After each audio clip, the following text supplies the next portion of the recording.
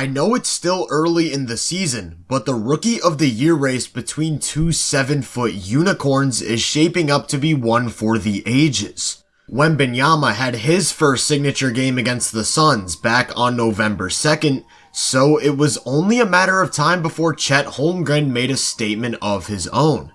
And that he did against the Warriors a couple nights ago, doing a little bit of everything as the Thunder stole a comeback win in Chase Center.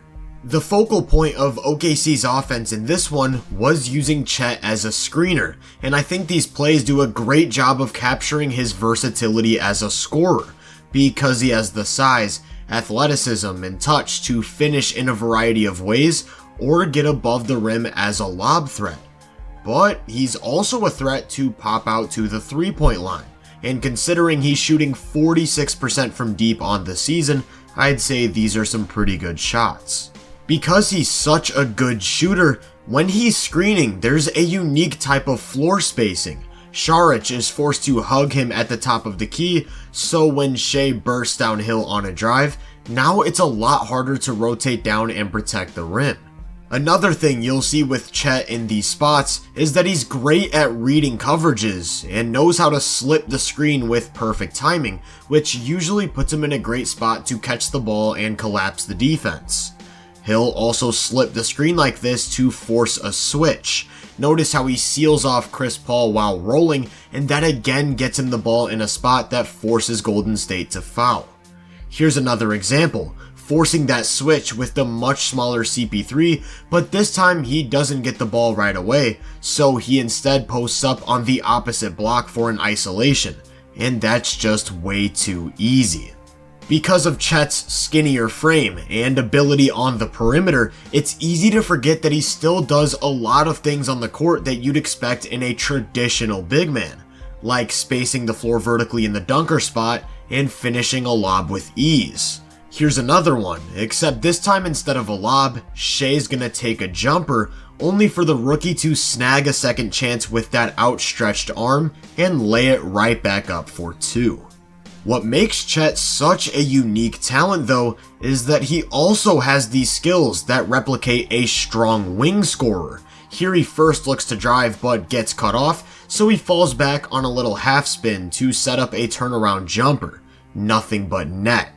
He isn't asked to do a ton of shot creating, but when he needs to, he's shown to be capable. He goes to that exact same move on this one after his driving lane gets taken away, but not to set up a jumper because while turning, he realizes that Steph is helping and kicks it right back out to Lou Dort for a 3.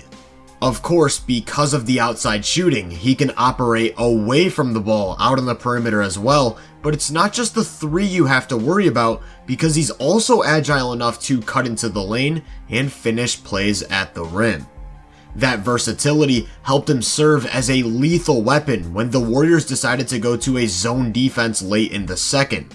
While most teams like to put their big in the middle of the floor, Chet was primarily operating on the baseline where he can finish plays. Even though Klay rotates in a timely manner, he just doesn't have the size to contest that jumper. Here's another example. Josh Giddey's gonna set up in the pinch post and hit Shea on a cut, which draws CP3 to the middle, and when Looney makes an effort to rotate over to the weak side, that leaves Chet all alone for an easy dunk. It's not just the offense either. Chet's already shown to be a pretty high-level defender. Of course, he has the size and length to protect the rim, but also the awareness to cover multiple threats at once, which leads to these possessions where he completely shuts off the paint. He pairs that rim protection with solid mobility, meaning that he can defend in various different spots or positions and still offer the same sort of resistance. Here's one where he's matched up with Klay Thompson as the Warriors set up a split action and he chases him over the top of the screen, using his length to get a solid contest without fouling. And here's a real similar play, with Thompson coming off a screen moving to his right, except now Chet's defending the screener, jumps out to the ball in an aggressive coverage, and stays in the lane to force a turnover. His ability to execute different coverages against screening action is probably his most valuable defensive trait, and that was really tested in the third when Steph decided to attack him in the high pick and roll a few times. It started with this one where he comes all the way out to the perimeter, but Curry turns the corner and sneaks right by him on his way to the cup for two. So next time, Chet was more aware of that threat.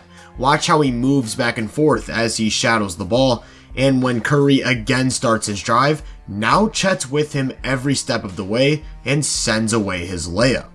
Here it is one more time. Again, both feet out on the perimeter as he looks to slow Curry's momentum, and notice how he shows his length while keeping his hands active, deflecting a pass to the roller as he forces another turnover. Despite Chet's brilliant two-way play, the Thunder actually ended up falling behind by 18 at one point, but they were able to weather the storm, and by the halfway point of quarter number 4, they found themselves all tied up at 98. This is when Holmgren really started to showcase the entire arsenal. It started with him operating on the baseline. Shea gets by his man and draws extra help in the paint, while Chet dives in from the corner so that he can catch and finish with momentum. On the other side of things, he has to defend a pick and roll between Clay and Looney, jumping out in a hedge so that there's no space to shoot, before recovering to his man in a timely manner to not give up anything down low. A live dribble fumbles into his hands, and he uses that opportunity to take off and lead the break like a 7-foot guard, going to a misdirection gather step as he draws contact from Thompson and finishes through it for a chance at 3.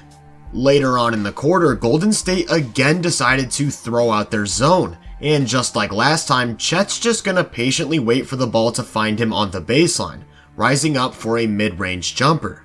With about a minute and a half left, they were down 2 and needing a stop.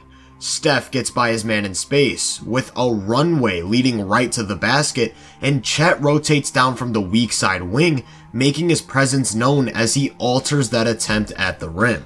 All tied up at 114 with just 10 seconds to go, Kevon Looney snags one of his 7 offensive rebounds and kicks it out to a wide open Andrew Wiggins, who knocks it down to go up 3 in the final second. And I'm sure we all know what happened next. Joe and Holmgren, the most dangerous ones. Giddy looking. Holmgren's got it, turns, fires, he hit it! He was on the line though, I think. He might have been on the line. In contrast to what you heard from the Warriors broadcast, Chet's foot was indeed not on the line or even remotely close, so this one was headed to overtime. On the opening possession, he found himself switched onto Chris Paul at the end of the shot clock and did an incredible job of not only moving his feet to stick with the ball, but timing up his contest to make it a really difficult mid-range jumper. And on the other side of things, most of his time was spent screening for Shea. Here's one where he pops, draws an aggressive closeout from Wiggins, fakes and drives into the paint where he's able to get a foul call. But from that point on, it was all Shea. He completely took over the end of this game, scoring 10 of their 13 in the extra period as he finished with 40 on 67% true shooting.